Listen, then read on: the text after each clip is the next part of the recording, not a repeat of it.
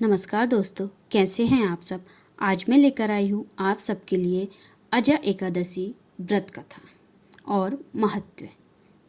भादों में कृष्ण पक्ष की एकादशी का व्रत रखने का विशेष महत्व माना गया है। इस एकादशी को लोग अजा एकादशी के नाम से जानते हैं।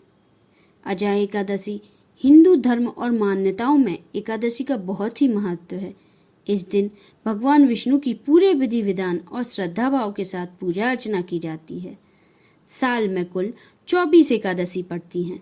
भादों में कृष्ण पक्ष की एकादशी का व्रत रखने का विशेष महत्व है। इस एकादशी को लोग अजा एकादशी के नाम से जानते हैं। वैसे तो प्रत्येक एकादशी विशिष्ट लाभों को देने वाली मानी गई है, लेकिन फिर भी हर एकादशी का अपना एक अलग महत्व होता है। मान्यताओं के अनुसार अजा एकादशी व्रत सभी तरह के पापों को नष्ट करने वाला और विशेष पुण्य फल देने वाला होता है।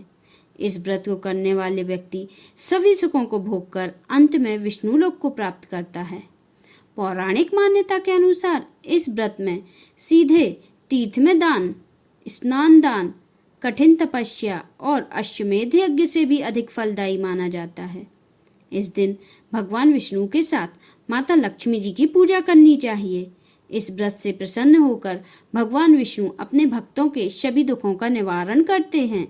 परिणाम स्वरूप घर में खुशहाली, सुख समृद्धि का आगमन होता है। एकादशी व्रत की पूजा विधि।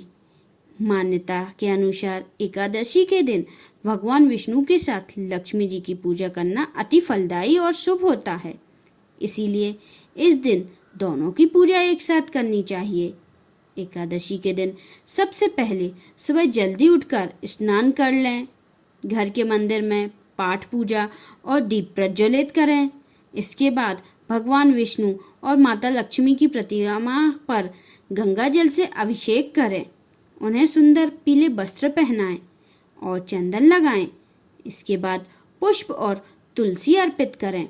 फिर इसके बाद भगवान विष्णु जी की आरती करें।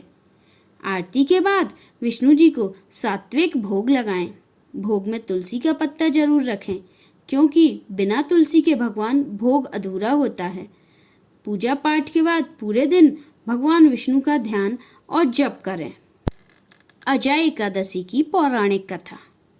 कुंती पुत्र युधिष्ठिर कहने लगे, हे भगवान, भाद्रपद कृष्ण एकादशी का नाम क्या है?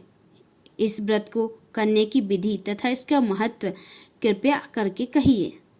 मधुसूदन कहने लगे, इस एकादशी का नाम अजा है। यह सब प्रकार के समस्त पापों का नाश करने वाली है। जो मनुष्य इस दिन भगवान ऋषिकेश की पूजा करता है उसको वैकुंठ की प्राप्ति अवश्य होती है। आइए अब आप इसकी कथा सुनिए। भगवान श्री कृष्ण ने युधिष्ठिर को एकादशी की व्रत कथा सुनाते हुए बताया कि सतयुग में एक बहुत अत्यंत वीर प्रतापी और सत्यवादी हरिश्चंद्र नाम के राजा राज्य करते थे। उनके स्वप्न में ऋषि विश्वामित्र को दक्षिणा चुकाने के लिए अपना सारा राज्य व धन धान्य दान कर दिया। साथ ही उन्होंने अपनी पत्नी, पुत्र और स्वयं को भी बेचना पड़ा। इसके बाद वह स्वयं एक चांडाल के दास बन गए। वह चांडाल के यहाँ मृतकों का वस्त्र धारण करते रहे, लेकिन एक कार्य भी वह किसी प्रकार से भी सत्य से वंचित नहीं हुए। जब इस प्रकार कार्य को करते हुए कई वर्ष बीत गए, उन्होंने अपने कृत्य पर बड़ा दुख हुआ और वह इससे मुक्त होने का उपाय खोजने लगे।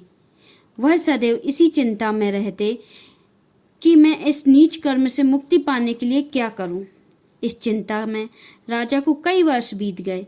एक दिन वह इसी चिंता में बैठे हुए थे, तभी वहां पर गौतम ऋषि आ पहुंचे।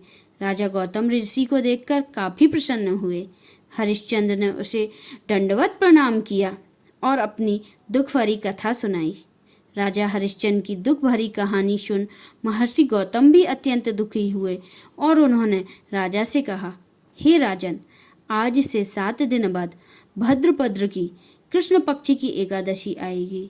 इस एकादशी को अजा एकादशी कहा गया है। तुम इस एकादशी पर विधि विधान पूर्वक व्रत करो और रात में यज्ञ और जागरण करो।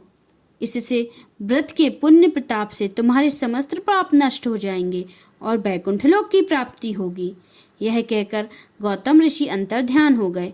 राजा हरिश्चंद्र ने उनके कहे अनुसार अजय एकादशी पर व्रत कर रात को जागरण किया। इस व्रत के प्रभाव से राजा के सभी पाप नष्ट हो गए। उन्होंने ब्रह्मा, विष्णु, महेश के अपने समक्ष पाया तथा उनके मृतक पुत्र को भी जीवित कर दिया और उनकी पत्नी को राजसी वस्त्र और आभूषणों से परिपूर्ण देखा। व्रत के प्रभाव से राजा को पुनः अपने राज्य की प्राप्ति हुई। अजय एकादशी के प्रभाव से राजा के समस्त पाप नष्ट हो गए। ऐसे में इस दिन विधि पूर्वक व्रत करने और रात में जागरण करने से आपके सभी पापों का नष्ट होता है और विशेष फल की प्राप्ति होती है। बोलिए श्री हरि नारायण की जय। कथा समाप्त।